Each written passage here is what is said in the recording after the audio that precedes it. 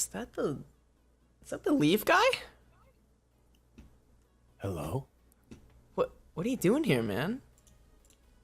I was just in the neighborhood. Just in the neighborhood. Figured I'd swing on by. What's up, dude? What's going on? Oh, not much, man. Not much. Everything was all good getting home with the delayed bus and everything. Yeah, I'm used to it by now. Yeah. Is that a common occurrence? Yeah. Oh.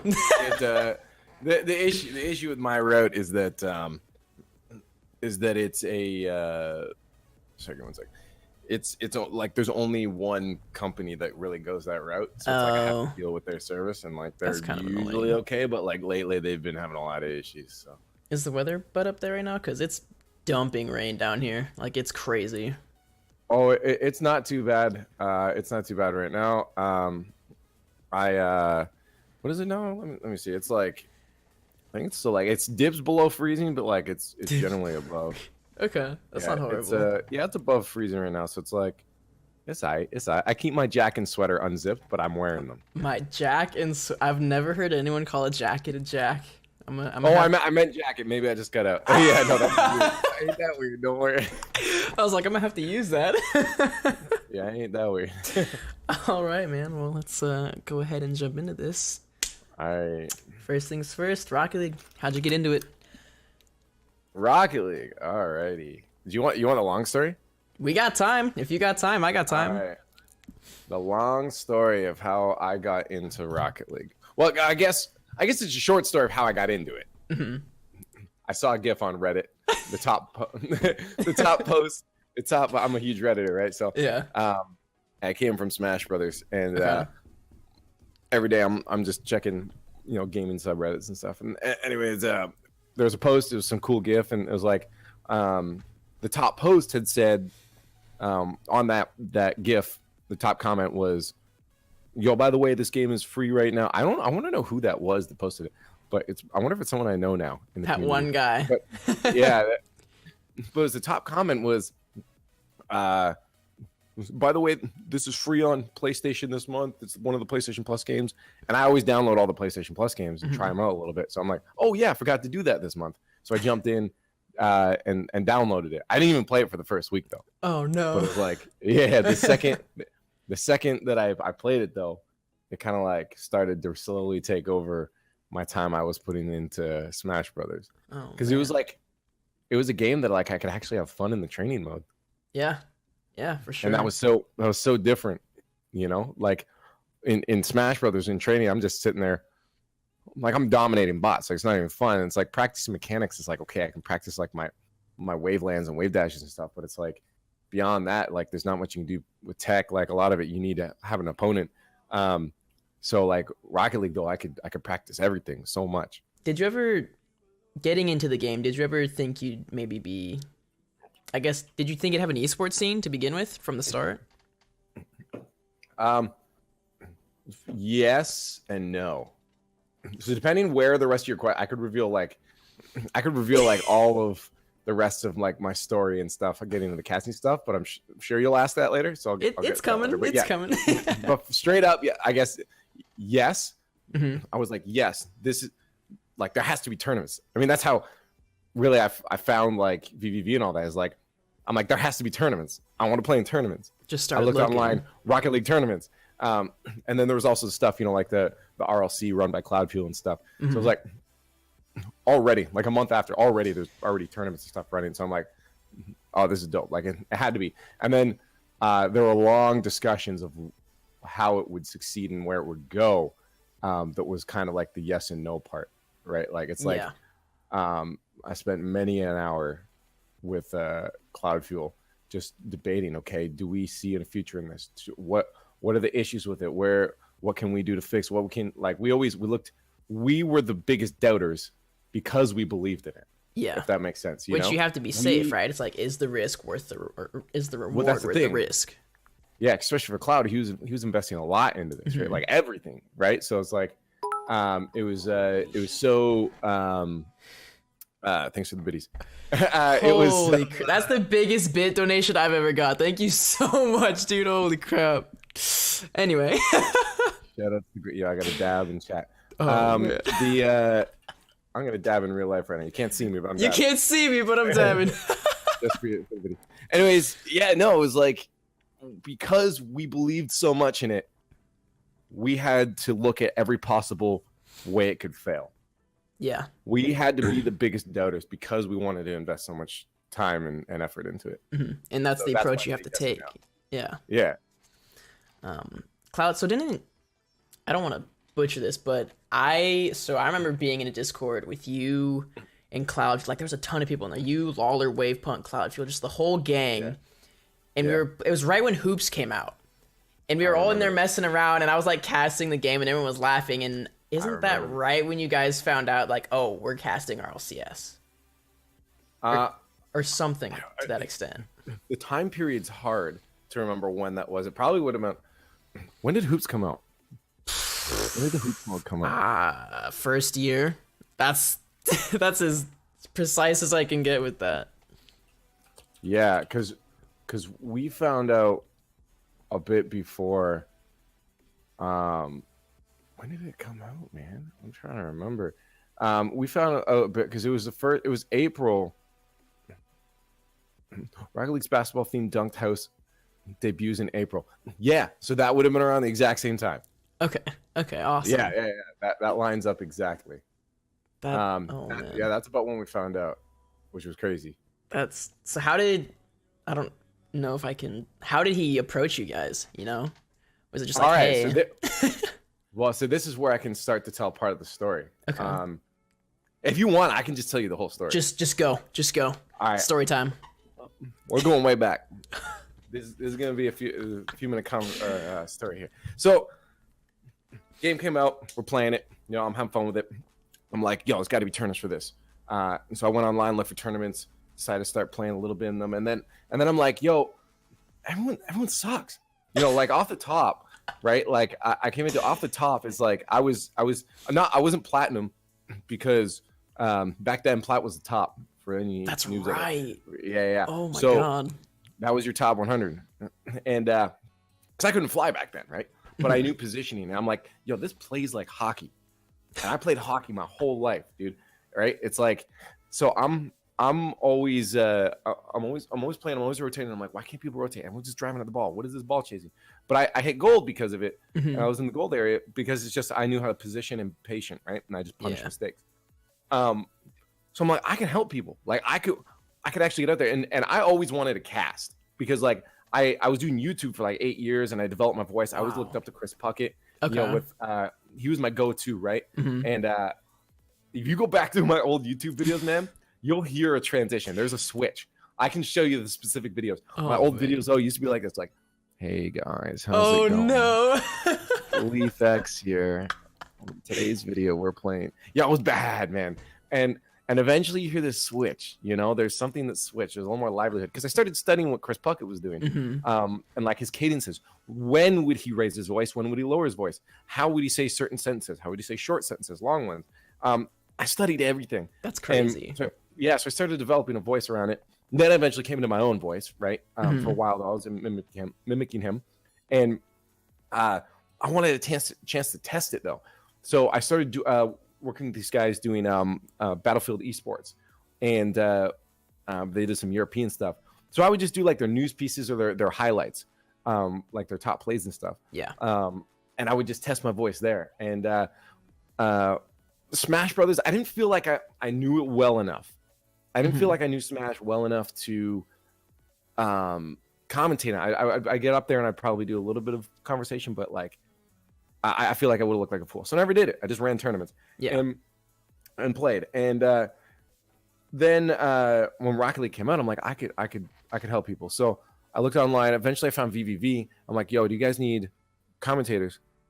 And it was Bagsley at the time. He's like, yeah, we do demo reel. So they got me set up. They had me stream. Actually, you know what? It's still on my old VODs on Twitch.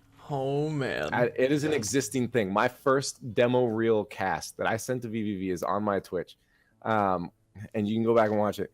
And so I sent them that, and they're like, yeah, we really want you. because I guess it was just better than any of the other people they had, right? I get on, I start doing Tuesday nights, and I'm also starting to open up my esports bar at the same time, right? Yeah. So it's like I was working during the day at like the bars or whatever I was at, managing, working some nights, and then I was like going renovating the bar, and then I was coming home and doing like a bunch of casts just for fun. Like I would do it for like 8 hours, and then I would sit down and I'd fall asleep re-listening to my VOD of the night. That's genius. Okay. Yeah, and what I would do is I would like, okay, what sounds bad? Like, do I enjoy listening to myself? And a lot of times I didn't, so I'd fix those things. So then I knew what worked for an audience. I got their perspective, right?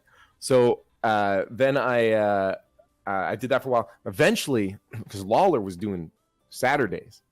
Yeah. And then eventually he got thrown on with me, and we just started crushing it. Like, we're like, whoa, we work so well together. And jelly, man. yeah.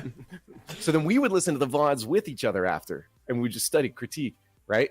And it was so fun just doing that. Anyways, eventually, I started talking to. I played Cloudfield on I played on PlayStation at first, so I played against Cloudfield, but he was PC. So I ran over to Steam, added him, he accepted it, and then I said, "Yo, we should play sometime." It wasn't until like 2 weeks later that we started playing. And then him and I, when we first talked for the first time on TeamSpeak, we talked for 6 hours. Wow. Just about Rocket League, about like what he's doing. And then almost every other night for the next like 4 months, we talked 6 hours every night. Like, it was nuts. We talked so much, dude. That's insane. Yeah, it was just talking and playing Rocket League and talking about the future of the esport, what we should do, what he's doing, how he's investing, everything. And it was so fun. So I think once what happened was once Psyonix eventually said we want to do the RLCS, they went to Twitch, they outsourced the Twitch because they didn't have an esports team, right? So Twitch ran the esports stuff, and they went to they eventually picked up Cloud Fuel, because Cloud Fuel was running all the RLC stuff. He was running all the esports stuff. Yeah. So it was just a no-brainer to pick him up.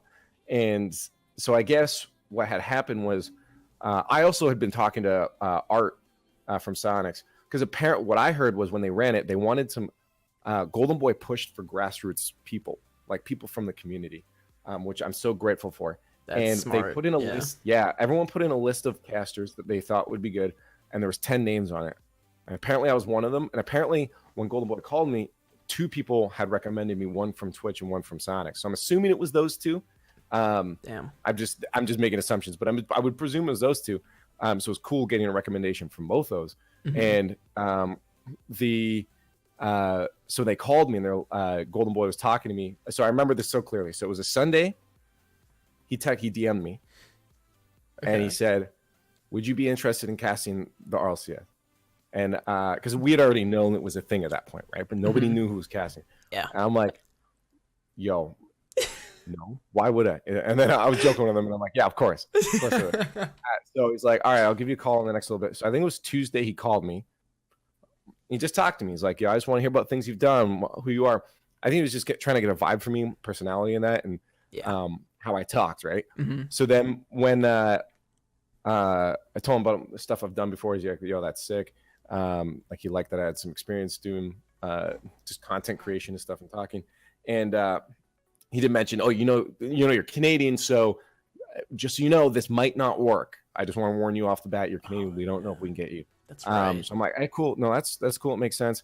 And then I said, "Just so you know, if I'm in this, like, I got my boy Lawler, who's also casting. We work really well together. You should check his stuff out."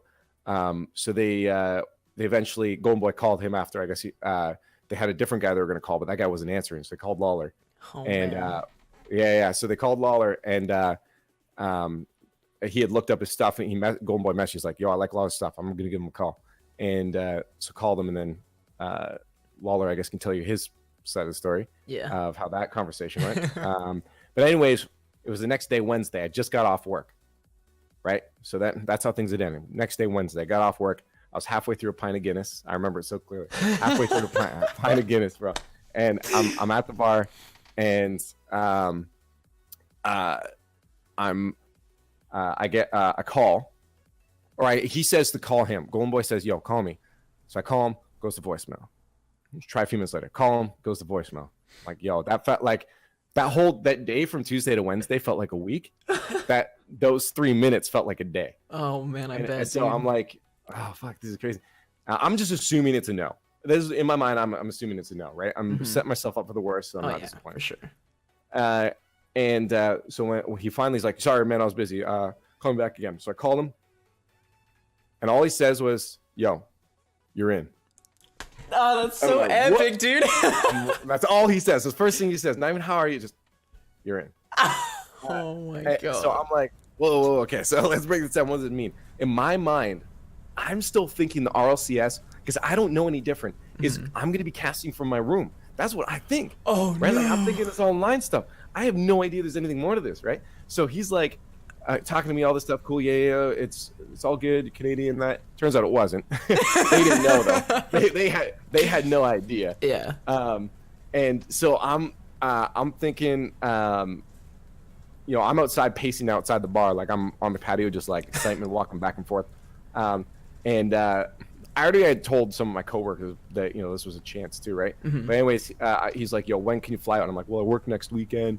Not even thinking that's when the RLCS starts. And so he's like, "How about next Wednesday?" And I'm like, "That's a week from now." I'm like, well, I'm not gonna say no. I'm like, I'll just have to tell work that I can't make it in, I guess. So yeah, I'll be good. And he's like, "All right, good." And they hang up. He's like, "You'll be getting information on your flights and all that stuff soon."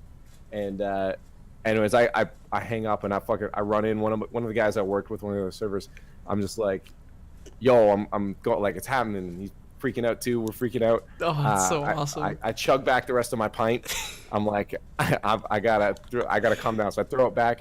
I leave almost immediately. I call my dad right away. I started crying, dude. Oh man. Like to the point that my dad had to be like, "Yo, calm down for a minute." It's like I couldn't get words out. I was choking up. That's awesome, dude. Surreal, unreal thing.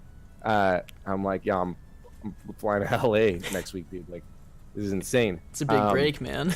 Yeah. So that was, and then the rest is history. Fucking flew to LA, got my flights in. It didn't really hit until I was there, and I saw Lawler in person. That was the weirdest thing, seeing Lawler in person. Dude, it was the first time, right? Yeah. I'm like, it was just unreal. I'm like, whoa, you're not behind a computer screen this time. It was so cool. And then seeing the set and all that stuff was so it was such an experience. But I think that answered your question indirectly.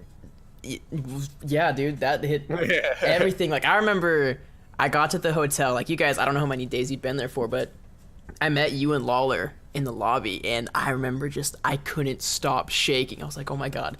Oh, for the RLCS finals. Yeah, for season 1. For season 1, I was like, dude, they're actually here. This is so crazy. Like, holy shit. But yo, think about this. So think about your moment with that. I got that too, even meeting all the other casters. Oh, I got imagine, that too, dude. meeting like players for the first time, because it's like, for me, I'm just a fan that's now being flown out to talk about Rocket League. It was the sickest thing, dude. It's a dream come true. Oh, so that feeling, you were just the stage host for season 6? Is that what season it was? What is the most recent season? It's 6. Yeah. So I ran into visa issues after season 3, trying to cross the border. Yeah. Then I had a year and a half dealing with lawyers. I'm almost finally settled up on all the costs. Like, it's annoying. So season 5, because it wasn't in America, I could stage host. Oh, that's so nice. So that was over in London, right? And then season 6, I came back. I missed the first 2 weeks, but I came back on. Did I miss the? Yeah, no, I missed the first week. Okay. And then I came back for week 2, and casted, and then did stage hosting now because they liked what I did in London. That's so awesome, dude. Stage hosting is such a different beast, man. Like, it's scary. Yeah, you're in front of everyone. Yeah, energizing at the same time though, because it's like when you feel their energy, you live off it, right? Yeah. So it's cool. It's scary and cool at the same time. Oh, for sure. So, you said with Smash, you didn't think you could do any casting because you didn't know the game well enough. Did you ever try, like, a little bit? So after season 1, I think it was, or season 2, I went back home. I was still running tournaments from home, right? Like my homies had to take over. Yeah. Shout out to my crew from Let's Play KW. Hell yeah. They took over while I was away doing that stuff, and they when I got back, I got on the mic a little bit on one of our streams, like our local streams, one of our tournaments we were running. I got on the mic for a little bit and tried some stuff, and it was like, it's different. It was different. You know, I would take a lot more time into it. Casting Smash, casting FGC just in general is a little bit different because you're not really doing much play-by-play unless a combo starts happening. You're doing more of analysis of cool things to break down, but a lot of the time in between you're just filling and you're just talking about random stuff. The Smash and FGC in general is like the commentary style is very, very laid back. Yeah, it's very different from Rocket League for sure. It's more of just a casual conversation between casters, and then when something happens, it's like, oh, look here, so-and-so is doing this, look at this combo, blah, blah, blah. Whereas Rocket League, it's like, oh, he's going into the corner with the boost ball. Like, you're just going and going. But there's a lot more option for play-by-play in a game like Rocket League. Oh, yeah, hands down. But, so with Cat, you said you put a bunch of time, like, when you would do the Smash stuff, it took you time, like you spent a lot of time preparing for it. With Rocket League, how much time would you say you spent preparing for a casting event? For a casting event, yo, just while we're on the Smash thing, I don't want to like take over your interview. No, you're fine, dude. I don't want to ask. Am I cool to like answer the question from your chat? 100%. Yeah, go for it. People won't see it, but Kaffin, sorry, I'm gonna say wrong. Those one of your mods, but okay. He asked what my Smash main is and why not Fox. Yeah, go for it. Because I'm gonna swear. Fuck 20XX. I'm a puff main. I'm a dirty puff main. Oof! At me, bro. You heard it here first, folks. For real. I'm a puff main because like my tech sucked. My mechanics were awful. So I took puff. And then I worked on my mechanics. Man. That's great. Yeah, because I had garbage mechanics. Oh man. Sorry. Okay. So your other question. Yeah. Puff. Oh my god. Yeah. Time preparing for a casting event. How much? Ooh. Okay. So it depends. So over the years, I tried to fall into. So I like to go back and listen to my old casts and watch myself on screen. If that counts as preparation. Okay. Just because that works to help me better myself. Like, what did I do? What's my camera presence like? What are people seeing when they see me? What are people hearing in correlation with what they're seeing? You know, because those things also matter. So what was I gonna say? Oh yeah, I would count that, I guess, a little bit. It's just kind of casual, so I don't really track the time. But before a big match, it's really tough because like for me, I fell into the routine that I like to be improv. I like to, because I'm a fan of Rocket League. I'm a fan of these storylines. We do a bit of prep work in the sense that like we all get together and we talk about major storylines, you know, like the stuff we really want to push, the stuff that's important, like you know, this teammate left this team for this other team. Now they have to face off. That's a big storyline. Then you have, you know, of course, your mains like Dignitas. Everyone's putting pressure on Cloud9 to win this. What you know, how much do we push that? You know, because we create a narrative for the people to get behind. So we have to pick what we want to show to the people. So there's a lot of story building behind the scenes, even for players, but a lot of it just comes naturally. So it's like, I'm a fan, so I'm gonna just talk about the things that mean a lot to me, right? We just have to make sure that all of the casters are on the same story. We don't want someone pushing one story and then everyone else is pushing another story, because that one story, it's better to spend the effort on the story everyone else is pushing, because your story is going to get lost, right? Oh yeah, or it's just going to confuse the viewers. Yeah, it's like, wait, you were just talking about this, but everyone else is talking about, hang on, wait, what? Yeah. So we try to make sure that our stories line up. I mean, they really do. Like it's not like we can't really fabricate stories. Yeah. Right. We can just dramatize stories a bit more and make them more interesting. So any of my prep work, you know, sometimes I'll talk to pros on Steam. I guess that counts as prep work, but a lot of it is doing my spare time. I mean, outside the cast, I would say like on a weekly basis, I'm only probably doing a few hours Okay. Of extra prep work. Every caster is different too. Some people love to have like detailed notes and stats, and it works differently for everyone, right? I am most definitely. I tried to do a lot of prep work for season 5. Like I had pre-made questions. I had, I was just studying people's tweets, what they're saying and stuff, seeing if I bring that up in relevancy.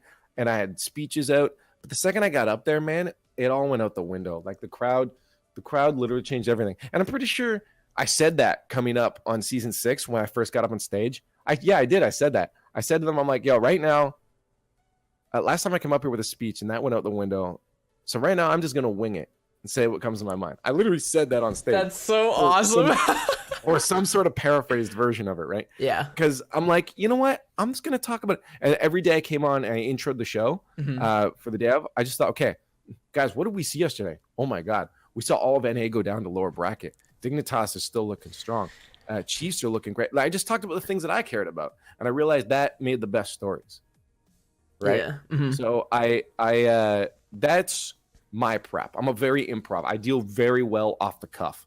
But other people like Lawler at Chiefs, those guys love to put in prep work. Those guys have notebooks upon notebooks of stats and stories and stuff they've written down. But that works for them, right? You know, and it works really well for them. They sound great when they go to their notes. For me, it's not me. So I just let myself do what my personality does on screen. Yeah, dude, and you kill it 100% of the time.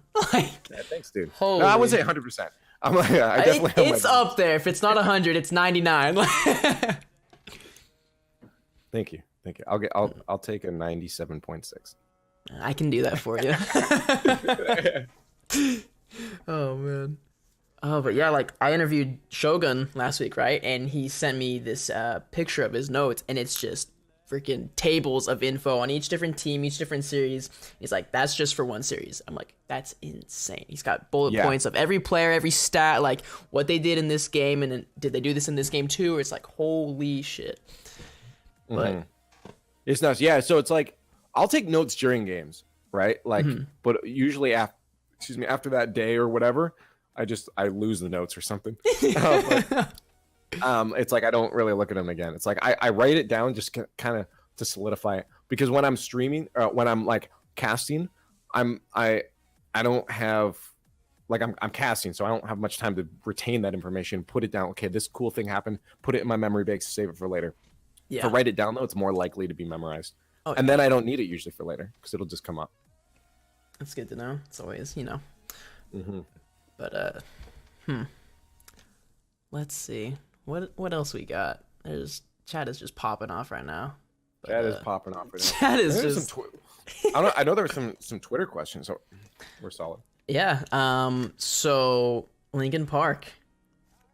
When's the first time you started listening to them, or that you can remember? Oh my God, Linkin Park. Okay, bro. Okay, so this is interesting. It's like,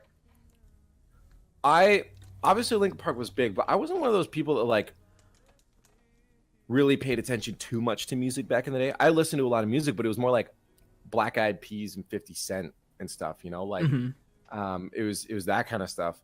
Your radio stuff that was cool back in like 2001. Yeah. And anyways, one time I was listening to Chingy a lot, bro. Chingy's my shit, dude. That is my guilty pleasure. And so I would sit there, I would play Halo and listen to Chingy, right? And like eventually I wanted the new Chingy album that came out. So, you know, you give your Christmas list to your parents and they distribute it to like your uncles and aunts and stuff. Yeah. Anyways, my aunt was in charge of getting me a Chingy album. She went to the store and they're like, hey, just, you know, your nephew's only like 12 or whatever. This has a lot of cursing in the obscenities.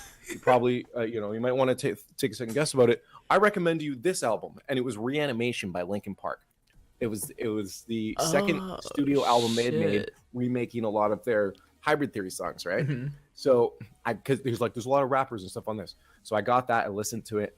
And back then I hit play on a CD and I just listened through. Yeah. Right? Actually, I still do. I love albums. I love the concept of albums. I don't like this whole idea of singles just coming out. Right? Like, I love albums. Like I've found a couple artists, like they have an album, but it's not just a collection of songs. Like it tells a story and it's like, hang on, what this is new. I like this. Like I don't like okay, it's a single, probably singing about love or how some girl broke your heart. Where's the album, dude? I want the music. Yo, that's why you got to listen to Linkin Park's A Thousand Suns. Linkin Park fans consider it probably their best album ever made. Really? But yeah, it's great. So anyways, I listened to Astro. So now I'm listening to Chingy and Linkin Park playing Halo. I'm the most 2002 you can get. Right? Like wearing like my baggy clothing and stuff. I'm the most 2002 you can get. And Oh man. so that was my first experience with them. And then I knew some guys at school that were really more into Linkin Park than I was back then. And they had meant like, yo, this Linkin Park band's coming out with a new album. And like Numb came out, right? That was and we're listening to that. Oh, and I remember so my good. stepsisters, my stepsisters downloading Numb and just listening to it over and over again off of LimeWire Oh, and Napster. You remember those days? dude, yes. So I'm doing, I hear that, but I was still like kind of like not ridiculously into them. And then eventually I started listening to Meteora a lot more. And then when Minutes to Midnight came out, I remember like my dad bought me the album. I got off our lunch break from school and went to his bar that he was working at, one of the ones he owns, and I went in there to get some lunch. He was like, yo, I got you this. And it was the Minutes to Midnight album. Went back to school, put it in the CD thing during class, and me and my friend just listened to it all day. That's so awesome. Yeah. So that was about the time. It was right near the beginning. I wasn't right on during Hybrid Theory. Mm-hmm. I do remember hearing Crawling being played a lot, but I didn't really pay attention to it. Yeah. So I can definitively tell you that Linkin Park got me into rock, and now I love metal. I still love. They also define my music taste in the sense that I just like good music because like I listen to everything, man. Like my like I'll go from EDM to metal to classical to like I like some old school country, right? Like I'm all over the place to rap, hip hop, everything. Man. Just I hitting love it. everything. Yeah. So, but Linkin Park I think was the defining thing for that. And then I eventually became. Now I'm actually the lead mod at the Linkin Park subreddit. Really? No, yeah. That is awesome. Are you serious? Yeah, dude. That's You can go so there right now, cool. and look. Because you have a Linkin Park tattoo, right? I do. Yeah, I was actually just. I was just about to show it, but you can't see. Yeah, chat. Look at. Oh wait. yeah. I got a Linkin Park tattoo. I always kind of toyed with the idea since like 2006 or so. So I was like 15, 16. Yeah. And dates are so easy, by the way, for me because I was born in 90. That like I just think, okay, it was 2006. Oh, okay, I was 16 then. It's so easy. That's so nice. I was born in 97, and it's like, okay, math. Yeah, I don't want to do that. How old am I again? Yeah, no, it's so easy, bro. It's so man, I'm jealous. Now I'm a sweaty tryhard Linkin Park nerd. So I love Linkin Park straight up. Just everything. I got a tattoo after Chester passed. Yeah, it hit pretty hard, man. That was rough. I was stayed up for like a few days because we just stories started pouring into Reddit about people and just their experiences with Linkin Park and how it saved them. So I was reading all of them. That's crazy, dude. There was just hundreds of stories coming in. Oh, I'm getting goosebumps just thinking about it. God, because like I've been listening to Linkin Park since. God, how old was I? My dad introduced me to Red Hot Chili Peppers and Linkin Park, and that was just my childhood for as long as I can remember. Yeah, true. And then like, a lot of your memories are tied to those songs. Yeah, and then it's like, oh, so and so passed. You're like, wait, what? And it's just like, holy crap! Like, I wonder. Because, God, what is his name? Mike Shinoda. Mike Shinoda, yeah. He's still making music, right? But they're not making music under Linkin Park anymore. Not right now. No, not right now. I think they're planning on it, but they're just giving it time. It'll probably be years before we see that. But yeah, Mike Shinoda's had his album Post Traumatic come out. Yeah. Fantastic album, by the way. Really oh good. God. It is great. I would say straight up, he is the backbone to Linkin Park. Like he is an incredible producer, an incredible musician, and he works on his singing. His singing is a lot better now. That concert he did to Chester, and I don't know where it was, but I saw a video of it. I was like, that is so cool. And I was there. You were there? Oh my God, I hate Hollywood you. Bowl. I hate you. That was so good. And I have never cried harder when they played Numb, and it was just the mic stand with the flowers around it. I was trying to sing, but it was one of those ones where you actually have to hold. I've never done this before. You actually had to hold your hand up to your mouth to cover your ugly ass face from crying. You know, like it was. I literally could not get words out. So emotional. Yeah. Man, Yeah, it was insane, dude. But yeah, that's how I got in Linkin Park way back 2002. That's so God. Now I feel old. Yeah, Holy crap. All right. What is okay? Back to casting real quick. What would you say your most memorable moment is? Oh, bro. That's so hard. I got so. I mean, you can put up a couple, you know, like 2 or 3. I'll never go back and watch it because Lawler and I were fucking awful. Like we were terrible. But like when we casted the grand finals, I was one of the most excited for season 2. I was one of the most exciting. Okay. Yeah, season 2 grand final. It was one of the most exciting moments ever. Just being beside my homie in front of thousands of people yelling at a game that we love. Like that was like just you think about the context for a moment, and it's one of the coolest things. You and one of your best friends doing what you love in front of thousands of people together. Oh, it's so cool. I'm pretty sure we looked at each other a few times like this ain't real, man. It ain't real. Our casting was awful. Like we were so bad. But really, is that like? Yeah. I feel like most people would look at it like, dude, they're so good, but like you guys like, no, we sucked. I think we got so hyped that sometimes like when I was casting, my words just stopped being words. Like I started like, oh my god, like, oh my god. But it was exciting. That was an incredibly memorable moment. And a lot of the times I've been hanging out, meeting everybody the first time season 1 land, like you guys and shit. All the people that we knew online was like just the coolest thing, hanging out with everybody. Like it's just so surreal. It was such an experience. Being able to walking to the stadium in your suit the morning of the first day. Yeah. That's crazy, man. Feeling clean as hell. Yeah. It was just, I think a lot of the memories come from the times we spent after, with like all the casters afterwards. We'd all hang out after and do different things. It's less of memories and it's more of where it's got me and the friendships it's made, like all the friendships I've gotten out of Rocket League have been like, and that are still going today are those are the cool things. It's not those memories, it's what those moments got me to. It's the stepping stones to the destination, right? New opportunities, new friends, like just all these experiences you never would have had without it. Yeah. Like what if you never downloaded Rocket League during the free month on PlayStation Plus? I wouldn't be here right now talking to you. I mean, we would never have met. That I don't want to think about that. Right, exactly. So let's stop thinking about it. No, really, but it's like that. I'm sure there are a lot of other good memories that I could call specifically.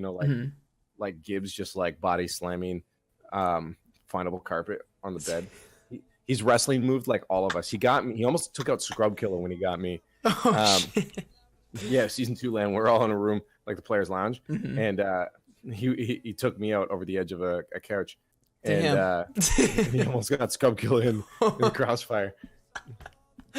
Oh, that's hilarious. I don't know. It's like,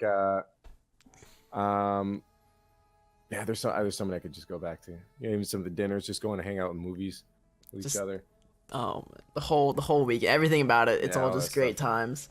If you could cast another sport other than Rocket League, would you? Esport? Yeah. I love PUBG. Really? Yeah, like you should have heard me one time when the PGI was going on. I was sitting there kind of like, I didn't even realize it, but I was just kind of talking, but I guess it kind of became casty. And I was sitting there with Marissa, my co-host for Heads Up Daily, and I was just casting, and like everything I was saying, the casters would say like a few seconds later. I'm like, okay, well, I guess I know what I'm talking about at least. So I'd love to cast some PUBG.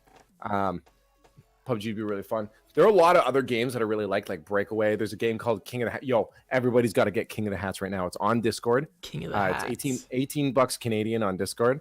probably Okay. like 15 or something US. King of the hats. You guys get it? Get in my Discord. We're fucking playing, dude. It's sick, dude. Yo, it's literally like all the characters have different hat abilities. All you have to do is throw your hat, and you can knock your opponent's hat off. And the only objective is to step on your opponent's hat. It's so fast. It's like melee with hats, dude. It's so fast, man. It's so sick. I'd love to do that. There have been a few other games too along the road, but it's like none of them really take off.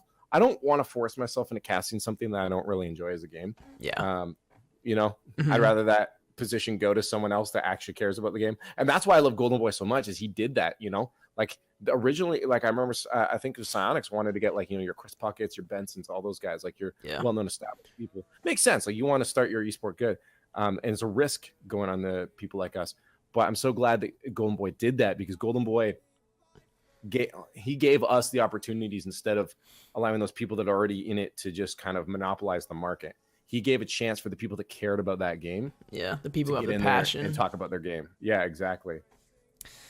Oh man. So we got a special question in chat. Tesla the Panda wants to know if she can touch the butt. All right, so I've tried to prepare for this question, and I couldn't land on like one ultimate answer. My first thought is what butt. My second answer was get in line. and my third answer is only if it's tight and you yell mine. What? Mine?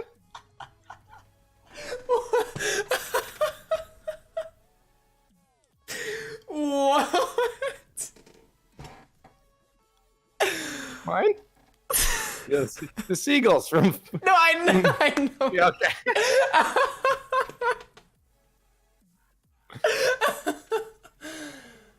Oh man. Holy crap, that was great.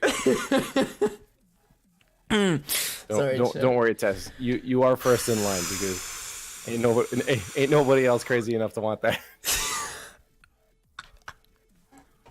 Okay, back on hobbies outside. That's probably the best question we had all night. I couldn't agree with you more. Hobbies outside of Rocket League? Oh my God, where do I start? Here we go. So I'll go with my used to reminisce about when I used to be good at life. I used to play hockey a lot. I was a goalie. I mentioned 18 years I played. I used to play guitar a lot, started learning drums. Video games have always been my thing, right? Video games have always been my thing. Yeah. I love now that I'm useless and out of shape. I don't play hockey anymore. I don't ski. I used to ski as well. I used to do parkour a lot. Really? Now I'm more into playing Rocket League and drinking craft beer. I love science, dude. Yo, Elon Musk is our Lord and Savior. Dude, he's amazing. God bless. I love tech. First subreddits, you can tell who a person is by the subreddits they check when they first wake up in the morning. my subreddits I look at when I first wake up in the morning is Android. I want to see what new Android news there is out there, what phones are going on, what new tech is being developed. I love that shit. Sometimes Rocket League, it used to be Smash Bros. Sometimes Rocket League videos. I love seeing what cool videos are going on. I like to learn new stuff. And by far my favorite subreddit, Dragon's Fucking Cars. Really? That's a real subreddit, by the way. Go check it out. But no, yeah, videos of Android. And then I pay attention to SpaceX a lot, what they're doing, Tesla, a lot of stuff Elon Musk is doing, but a lot of NASA stuff. I love space. I just love stuff that'll get us in the future. You know, like I want to live forever, not because I'm selfish and want to live forever. No, it's Dragon's Fucking Cars. r/Dragon's Fucking Cars. I don't want to live forever because I want to live forever. I want to live forever because I want to see how far we get as a species, or what happens to our species. You know, like I see like I'm about to go a whole other road here. I see our species going 3 routes. We're either going to genetically modify ourselves to be more intelligent, stronger, faster, better, Daft Punk. We're going to augment, integrate technology into us. That's what Elon wants, I think, is augmentation. AI just takes over us. Yeah. I think I see in the other one. And our future is robots. We won't need to go to other planets if we just send robots to do it for us, mine it, bring the resources back to us, and we just live on one planet. So do you want to buy a painted picture of Elon Musk smoking weed? I don't know where I'd put that in my You don't even want to do it. I mean, like, bro, half my shit is on the floor right now because my buddy hasn't come over to help me put shelves up. I am not a handyman. That is not one of my outside hobbies. Oh man. Yeah, so man, basically anything is cool. I love music, man. I'll sit down and listen to albums and study music. I'll talk why certain pieces would develop certain ways, why a lyric was written. Like, I love music, man. I love music. Do you play any instruments? Well, again, I used to play guitar, and Okay. I started learning drums, but right now the only instrument I'm playing is the plastic guitar for Clone Hero, Guitar Hero. Yeah, so anything that can just like help move my brain along, you know. Just keep it thinking. I don't like my brain being stimulated. It's very hard for me.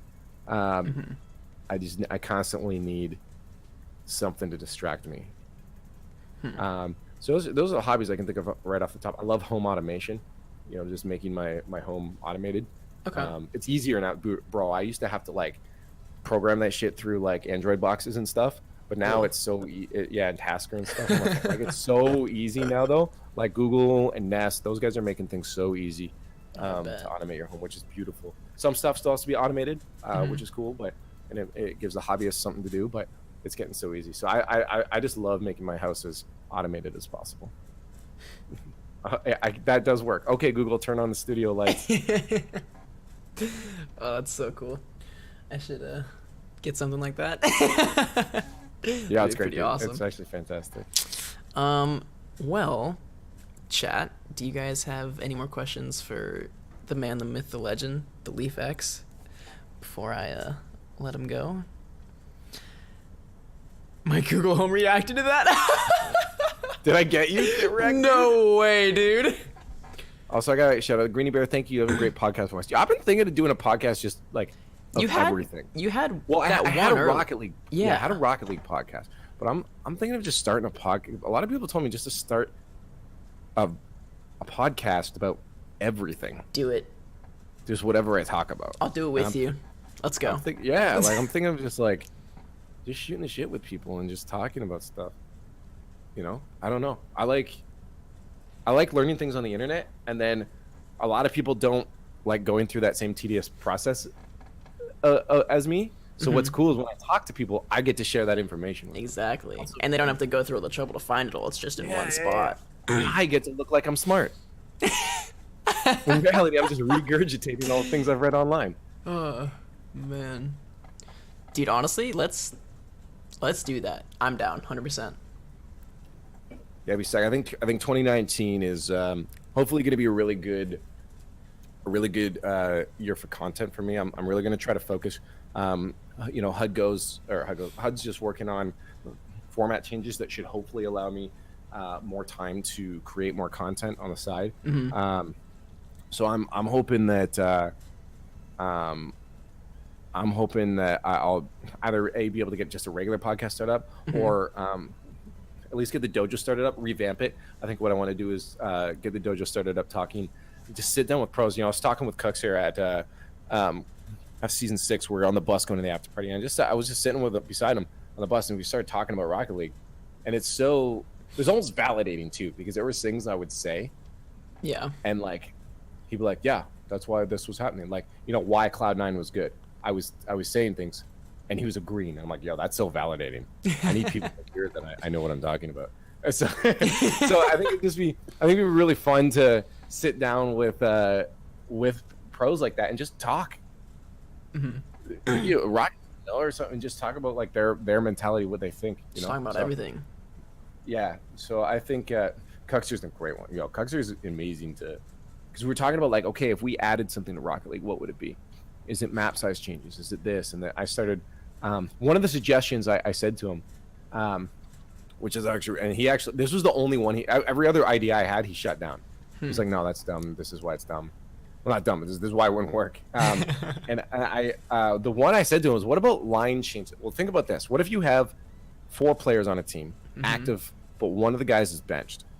You go out in the field, you have 300 boost. When your boost is out, you have to go and bench yourself, and you slowly recharge boost. Now, if your teammate that was on the bench goes out, uses his boost quick, and he needs to bench himself off, you've only gotten like 150, 175 back.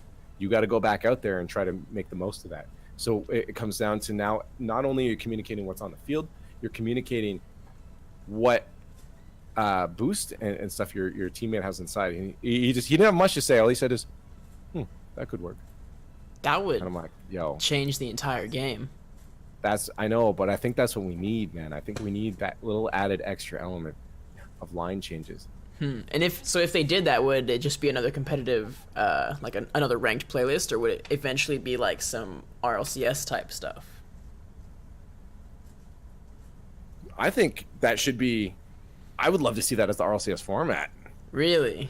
Like that would have to like it would be a major update to the game. But like the issue is like Psyonix won't do anything, and that's why they took out stuff like Neo Tokyo, is because Psyonix doesn't want to do anything that's going to be too difficult for new players. Yeah, that is so true. Think about, maybe you make it apparent. Think about this. When you join into the game, you look at your playlist.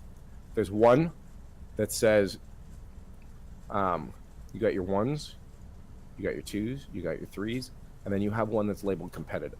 Make it apparent to new people that, okay, this is the competitive playlist. If you go into this, you're playing by competitive rule set. And make that the one, make that the playlist. So make it its own playlist, but that's the playlist where you have a fourth and you have to sub out. That's actually not a bad idea. Like that would work perfectly. Like that's So what they have now to an extent, but it's casual, competitive, extra modes. Yeah, I'm just or saying like something. the playlist is not called threes or whatever. It's called, the playlist is called competitive. So you also have your casual version of competitive. That's what I'm saying. It might need a different name. Oh, okay, like, I got you. You can still play an unranked version of the competitive mode. Right? Just like for namesake, we'll call it swapped or whatever, right? Just like the playlist is called swapped. That's what that game mode is called, swapped. And like there's an unranked version of swapped that you can play, and there's also a ranked version of swapped. It's its own thing. Instead of, you got your solo queue, twos, threes, ones, and swapped, right? Yeah. I don't know. I'd really be interested. I very, very highly doubt Sonics will do anything with that or make any honestly, changes. it's an idea that they could run with, and they could make it work really well if they did it right. It'd be hard. You'd almost have to do a new Rocket League. I really think Rocket League should be upgraded to the Unreal Engine 4, because a lot of stuff that they're restricted on doing right now, because the Unreal Engine 3 or Unreal 3 engine. I hope eventually there will be a Rocket League refresh that will be on the Unreal Engine 4. I just hope they don't do it too late, like they start missing out on things. Yeah, that'll be their chance though. To do something new, but I guarantee that is a long ways away if they're going to do it. And the amount of thinking and like, what do we want the game to be, like what changes would be made, would have to be really well thought out. Do you think that'd be like Rocket League 2 or just like an update? I don't know if they would call it Rocket League 2 or just call it Rocket League. Or Rocket League XL or some sort of Rocket League XL. I like it. That's the one. Yeah. I don't like the idea of calling it a sequel, because like there's no story, right? So there's no like, you're just upgrading certain things. The game itself is the same. So I don't know if I like the idea of calling it Rocket League 2. I think it's kind of dumb. Like I still like the idea of calling the RLCS and it's like I think the idea of being RL2 CS is just RL2C. Because you run into a lot of brand issues. Yeah, that's true too. Oh man, that's tough. It'd have to be an update, or if they upgraded to the Unreal Engine 4, everyone would have to reinstall the game, right? Yeah, you're surprised. Wait, so sorry, I'm totally ADHD'd on you there. Confine in the chat said, I'm surprised there isn't like a Harry Potter-esque Rocket League arcade mode where the ball just runs the fuck away. There is. It's called solo queue because your teammates are ball chasing and you can't touch the ball. You can't catch the ball. Oh, that's great. Oh man. Oh my God, Mystery already made that joke. Okay, I'm sorry. Yeah. I was like, is he just reading the chat or is he... No, Mystery was way ahead of me. I'm gonna shout out to Mystery. Mystery made that joke before I did, bro. I was not that far down. Okay. Yeah.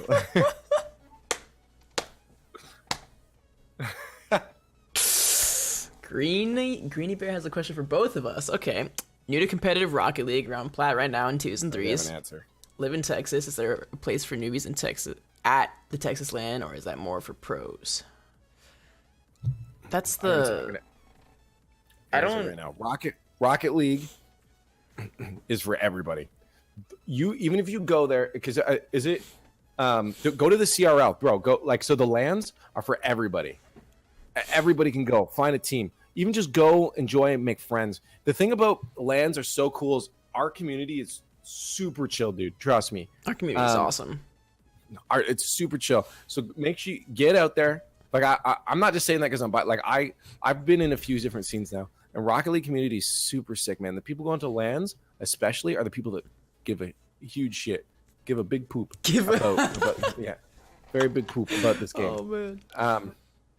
So make sure you get out there, man. I don't care if you're playing or not. Go out there, make some friends. Tell people you're new. Guarantee you there's going to be a bunch of people like, yo, I'll teach you some stuff. Guarantee you. So go out there. I'm not even going to take no for an answer. Get out there. Get to the LANs. Go to the CRL LAN. That's going to be sick. You get to watch all the collegiate guys play. And get out to any kind of LAN that you can play in too and try to find a team, Just let people know, okay, I'm silver, I'm gold, I'm bronze. Like, I'm not a good player, but I want to play. Get out to LANs, man. Yeah. No matter what.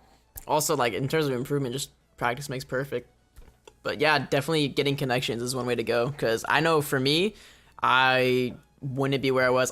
So Kevpert, I met him when I first started playing Rocket League. I was like, hey, dude, could you show me some things, blah, blah, blah. I think in terms of my Rocket League career and my skill level going to where it is now, I'm champ 2 in most things. I don't play 1, so don't even worry about that. But everyone that I've played with up until now, like even now, like they're all better than me.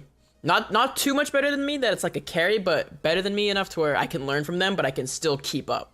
And you just keep going up from there. Like honestly, I think that's the best way to go with constant training in practice. I agree. The best way to go is get carried.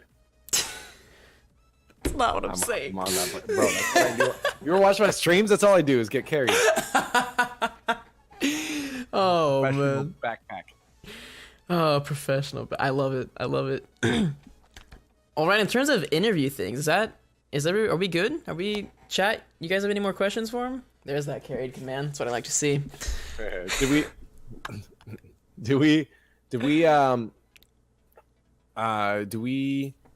have any? Was that all the Twitter questions? I think. Oh, you know what? There was the C9 fanboy one. So. Oh, okay. What was that? Oh, I think I remember. Yeah. So when you were interviewing them after they won, how hard was it for you to not just lose it?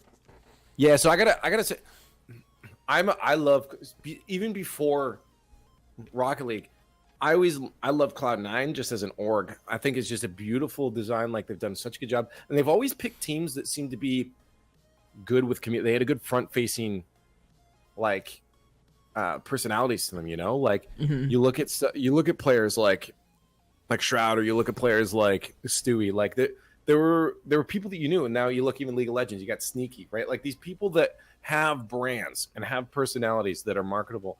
So C9 was always really good, and they just had good teams. So when they picked up Cloud9, it was actually, to me, it was really odd when they picked up Muffin Men. I'm like, yo, because these guys are robots. Like they're not, but right, but they're good. Yeah, for sure. But they're good. And now they're getting into the personality bit, right? Like you saw Squishy smiling, dude. At LAN, that was so. Dude, what was it season 3 where he hit the his off the ceiling flip reset and didn't even like smile or anything? He's just like, yeah, that happened. Yeah. Which were those season? Was it 3 or 4? It was 4. It was okay. Yeah, I remember that. Oh. Yeah. So yeah, it was 4. The because they weren't there season 3. Yeah, it was. That's right. It was. He's a robot. He's like, yeah, decent shot. But yeah, no. So for me though, the thing is, I know these guys as friends, right? Mm-hmm. Like these guys are just my homies that like I talk to online sometimes, and like, and I see them at every LAN, right? And I just chill and chat with them. Excuse me about shit. So it's like, for me to like, not fanboy is just sorry. My throat just like closed up. You need some water, dude? Yeah, no, I think my throat is actually no. So I actually think my throat is still healing from LAN. Really? And I just use it so much it hasn't been able to heal. Yeah, my bottom part of my throat is like fucking just closed up sometimes. It's not. I went ham, dude. And anyways, the Liefx dies from holy shit. Yeah. Well, that'll get some fun. Damn. Famous now, Austo. Guys, I swear I didn't do anything. It wasn't me. That's what they all say. So yeah, to not fanboy was actually pretty easy because I interview famous people all the time at Heads Up Daily, right? And like growing up, because my dad owned a bunch of nightclubs and bars, we had a lot of bands go through, and I've met so many famous people. Bro, I met Lady Gaga like right before she blew up. She did a final like small thing to it. Yeah, you know, it's like, well, she had blown up, but she wanted to do one final small North American tour of small clubs. Mm-hmm. And my dad's club was one of them. Dude, bro, it sold out in under 10 minutes. What? Yeah, like what? So I've met so many famous people before that it didn't really faze me because I realized a lot of these people are just homies. Some of them are dicks, some of them are nice, right? So it's like they're just people. So it didn't do me. These were just dudes I know that play Rocket League, and they're kids, right? So for me, I didn't really. It's sick that I get to ask the questions. Don't get me wrong, it is sick. Yeah. But like it's pretty easy for me not fanboy. I just ask the questions I want to ask. You just talk to them like they're friends. Be like, I'm not worried about asking the wrong questions because I'm up there to ask the questions I want to ask. And if I ask the questions I want to ask, I'm probably asking the questions that everyone else wants to ask. Mm-hmm. Because I'm just a fan too, and I want to learn from them. So I'll ask questions that'll let me learn. I don't want to ask them generic questions like, "How are you feeling?" You have to ask it sometimes, but it's like, "How are you feeling? What does this win mean to you? What are you doing next match?" You know, it's like, I try to ask stuff. It's like, "Yo, what were you thinking when this happened? What was the change that happened after game 3 that allowed you in-game stuff?" You know, I want to learn. So, that's what I that's how I approach interviewing. Okay. So ask the questions I want to ask, and if I'm a fan of the game, I'm probably gonna ask the right questions anyways. So I'm a fan, but I do love C9. C9 is definitely one of my superpowers. I'm sorry, I'm tangenting all this. You're fine, dude. Yo, bro, one of my superpowers is making the right blind decisions. I make really good decisions without having a lot of information. I think it was EG was playing in the PGI, the PUBG Invitational, Global Invitational. And I'm like, I'm just going to pick these guys. Or who was it? No, it wasn't EG. Was it Liquid? I can't remember. But I picked them. I was like, I even voted for them to get a crate. And sure enough, that round they go and win. I picked London Spitfire for the Overwatch League because I'm like, you know what? They're right in the middle. There's no one else from Europe. Everyone else is North American or Korean. So I'm gonna pick them. Turns out they're also owned by Cloud9, my favorite esports org. Yep. And turns out they go ahead and win the entire thing. Yeah, I just make really good blind decisions. You're just the lucky guy, I guess. I just right. Lief, I don't know what to do. What I do? This one. I just won $1 million. Sick. Yeah. That's true. No, I'm not that lucky. No. Okay. I guess I make good educated guesses. Okay, that's okay. Noted for sure. Oh man, how long have we been talking? I don't know. I think it's almost been an hour. I think it's been an hour. I don't worry about. Oh yeah, maybe. I don't worry about time when I'm talking with people that I want to talk with, because it's like, then you just like, I don't know. Then you think about time. I just like to talk. Oh yeah, and no. see what happens. Exactly. Yeah, you just get in each other's head. And... Yeah, something I learned from being in Europe. It's like, you go for coffee with someone, and you just sit there for fucking 2 hours. You get one coffee, but then you just sit there for the next 2 hours and talk at this cafe, right? Like you just. Sometimes it'd be silences. Sometimes it'd be moments where no one says anything, and y'all just kind of.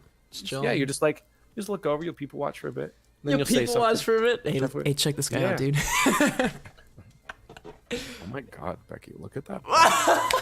and right, like you just chill, and I think that's the best way to approach anything. Really, don't worry about time. Yeah, you're gonna die someday. Just stop go worrying with the about flow. that. Stop worrying about the moment everything. right now and enjoy the moment you have here. Exactly. Yeah. So I started doing that. So. Exactly. Are you pressed for time or anything? Like, do you have somewhere you have to be? No, I was probably just gonna stream. Okay. You want to do some Rocket League, dude? We can probably play some Rocket League. I gotta see 820. Yeah, I gotta see if I'm sucking though. Like I'm gonna, like, if I lose like 2 matches, I'm probably just gonna, like, jump to some Guitar Hero. Yeah, that's fine. That's fine. All right. So I guess this would be the end of the interview. End of the interview. You hear that, editor? That's the end right there. Cut. I said, wait, no, don't cut yet. What the? Just kidding. We're not cutting. Don't cut yet. Where's the point where you say, what do you want a shout out? Any stuff you got going on? My bad, dude. Rewind.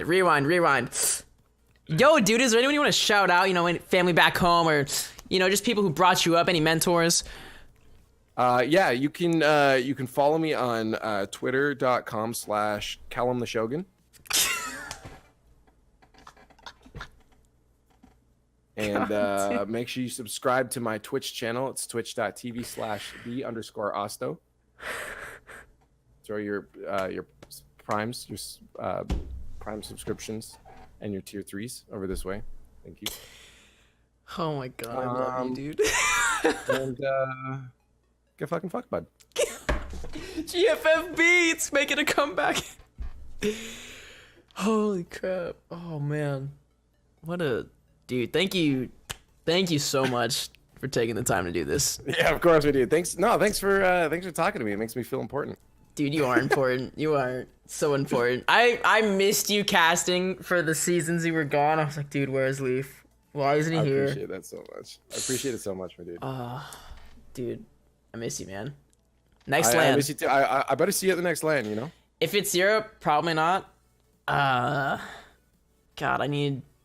I should have gone to Land Vegas. I was just short on funds, and timing is just bad. You right. There's a bunch of good corners up here in Oregon, I'm sure. Yeah, I'm pretty sure he had issues with his visa and whatnot. Squishy, consistent viewer. Kameki wants to know if you have an awkward stare down with him if he ever meets you in person.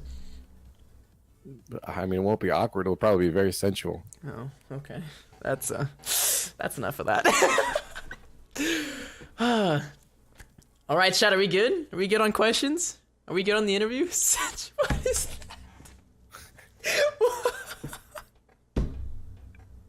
It's sensual.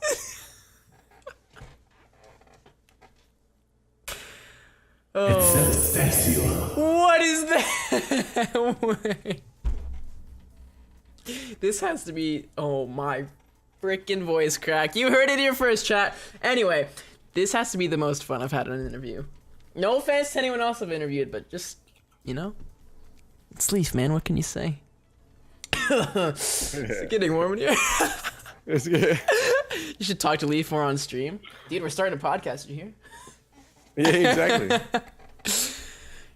Ask my last question real quick. Let me find it.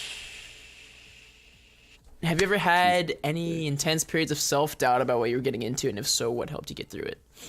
Oh my God. Okay, that's actually That's a good solid one. ass question. Yeah.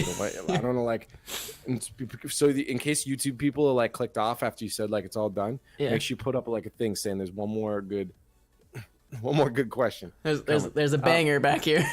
Yeah. Just a 0-second goal here. Okay, so the question is there any been doubt of what I'm doing? So the doubt has never come from what I'm doing, because if you remember, I mentioned that I like to take it. I go by moments, and if I'm enjoying the moment, I'm gonna do it. Like if I wasn't enjoying myself right now, I would have ended it. I would just been like, okay. I would have said I would just stop talking.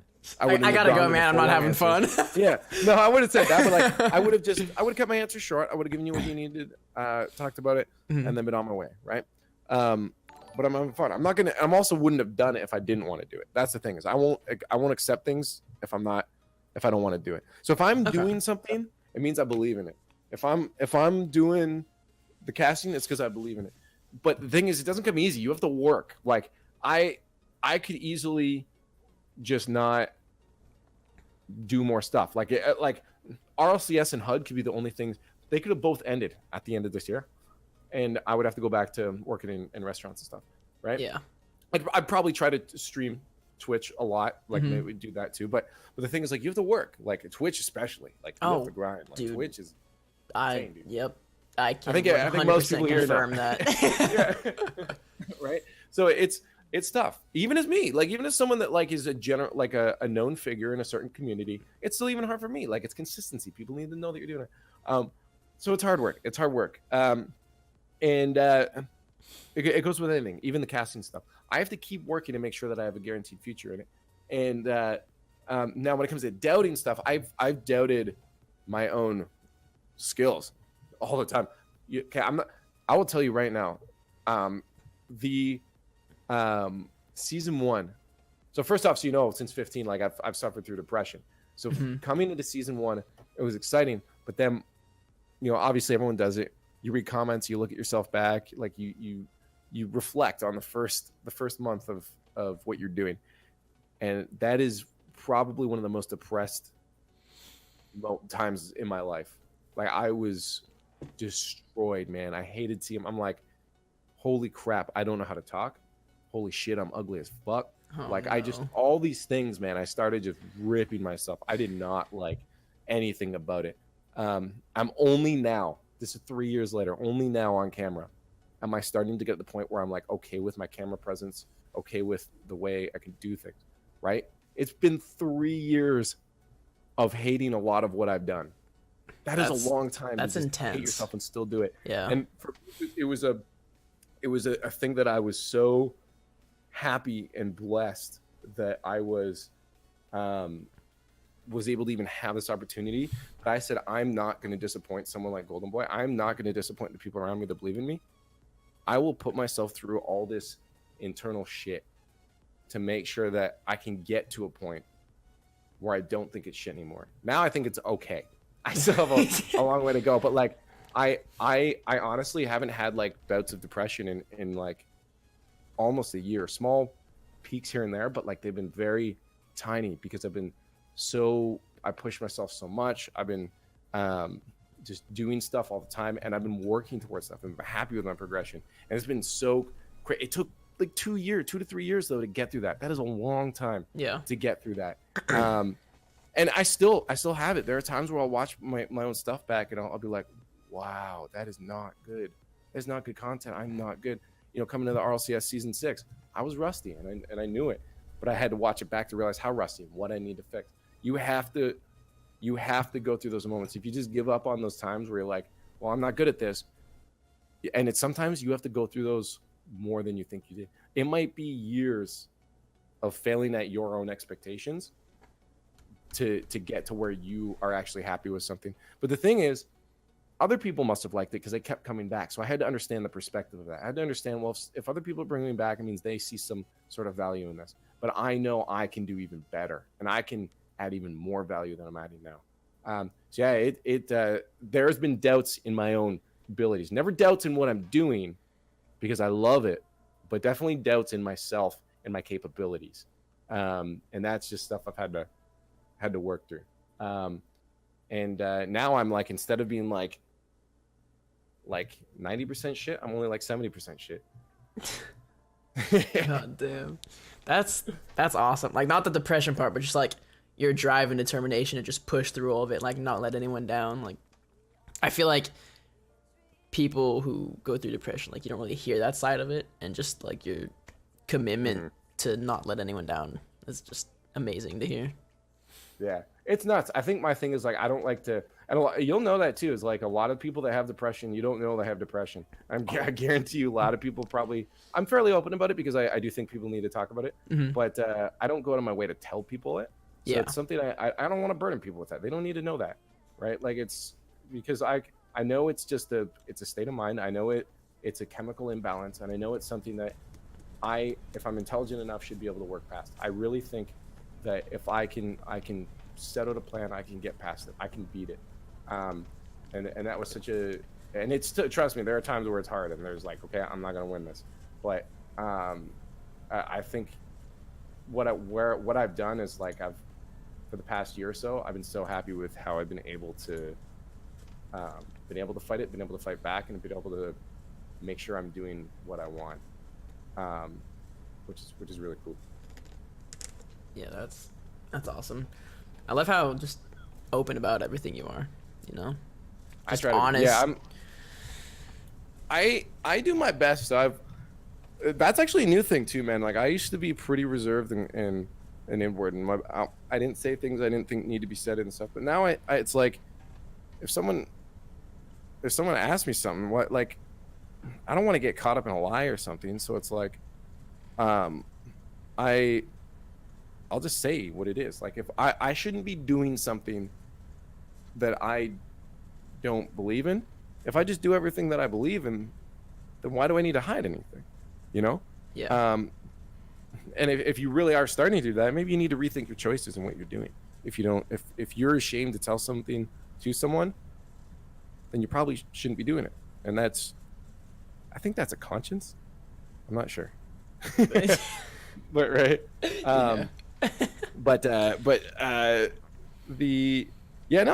It's like, I'll tell you something. I'll tell someone else something. Like, I'm not gonna just cater information to people.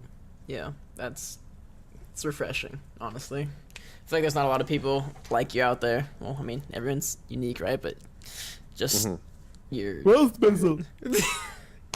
God damn it. The way you carry yourself and just everything about you, man, it's awesome. Keep doing what you're doing. Thank you. Appreciate it, man. You too. Thanks, man. Don't ever change, man. Never. Snowflake. Never, Billy. God. Also, I love that little shrine did you feel in Rocket League up here. Yeah, dude. Oh, man. Oh. All right, now you can end the interview. Now I can. All right, chat. I think we're gonna hop onto some Rocket League with Lief. But as far as the interview goes, thank you everyone who's hanging out. Everyone asked questions, Twitter, everything. Lief, once again, thanks for coming out, taking the time. Super duper appreciate it. But in terms of the interview, that's gonna be it. We'll not sure who we're gonna have next week. I have some people in mind, but you should interview my butt and see if it wants to be touched.